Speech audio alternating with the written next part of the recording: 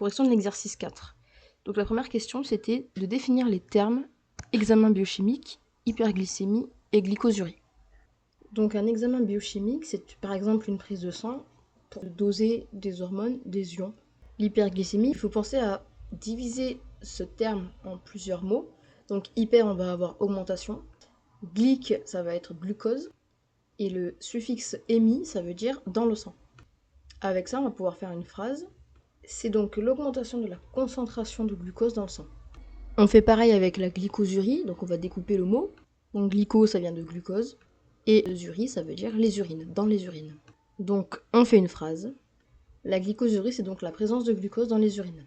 La question 2 nous demande d'indiquer si l'allèle responsable de la maladie est dominant ou récessif. Et il faut justifier, attention. Donc on sait que c'est récessif, voilà, on a répondu à la question. Par contre, il va falloir justifier, et on va justifier de cette manière-là. L'enfant malade devrait avoir un de ses parents, ici ou ici, qui serait malade, si c'était dominant. Comme c'est pas le cas, ça veut du coup dire que c'est récessif. Pourquoi ? L'enfant malade, donc la fille malade, vu que c'est récessif et qu'on le sait, elle est forcément homozygote. Et c'est pour ça qu'elle va être du coup malade. Parce que si elle avait un allèle sain, elle serait saine automatiquement. Ce qui n'est pas le cas. Donc elle est bien homozygote MM. Elle a pris un petit M de sa mère et un petit M de son père. Sauf que les parents ne peuvent pas avoir un deuxième M, puisqu'ils sont sains, du coup les deux ont un S dominant. Donc c'est récessif. La maladie petit m est récessive. Donc c'est bien porté par un allèle récessif. La question 3 nous demande d'indiquer si le gène de la maladie est porté par un autosome ou un gonosome, et il faut toujours justifier la réponse. Donc nous on donne la réponse, c'est porté par un autosome, et la justification est la suivante. Ce n'est pas gonosome sur Y, parce que sinon ça voudrait dire que tous les hommes sont malades, ce qui n'est pas le cas.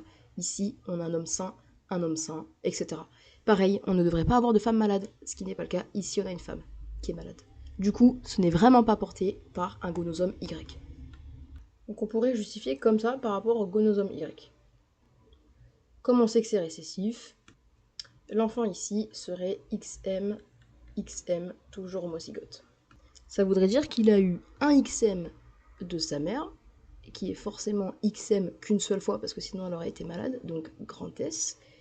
Et le père également doit être forcément sain, mais doit forcément donner son XM à sa fille. Du coup, le père devrait être XMY. Dans ce cas-là, le père serait malade. Comme le père est sain, le génotype XMY est faux. Ce n'est donc pas porté par un gonosome X. L'explication est ici. La question 4 nous demande de déterminer la probabilité pour que le nouvel enfant de Madame X soit diabétique. Donc le nouvel enfant de Madame X, il est ici. Il y a un petit point d'interrogation parce qu'on ne connaît pas encore son génotype et donc on ne connaît pas la probabilité qu'il a d'être malade. Et donc pour ce faire, pour connaître la probabilité qu'il a d'être malade, il faut faire un tableau de croisement. Donc nous, on a dit que l'enfant à naître a 25% de risque d'être diabétique. Comment est-ce que je sais ça ? On fait un tableau de croisement. Comme il a un frère qui est forcément homozygote MM, puisqu'on rappelle, c'est bien récessif, ça veut dire que ce M-là vient de sa mère, qui est forcément saine, donc a un grand S, et l'autre vient de son père, qui est forcément sain parce qu'il a un grand S. Donc, en fait, les deux parents portent un M. Donc, du coup, ils ont le même génotype. La mère est SM, et le père est SM. Donc là, on a créé le tableau. Il n'y a plus qu'à remplir. On prend le S du père, on prend le S de la mère, le phénotype serait forcément sain. On prend le S du père, on prend cette fois-ci le M de la mère, le phénotype serait toujours sain puisque le S domine sur le M.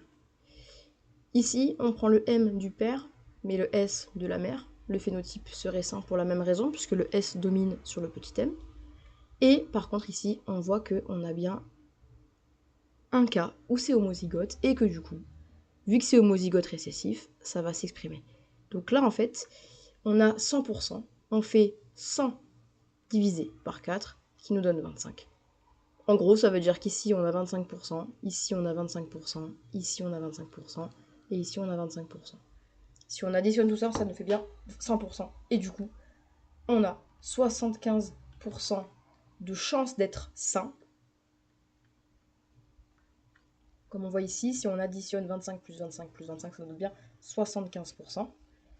Et du coup, le 25% restant, ça va être du coup le risque d'être malade. Donc on a bien prouvé que l'enfant à naître a 25% de risque d'être malade.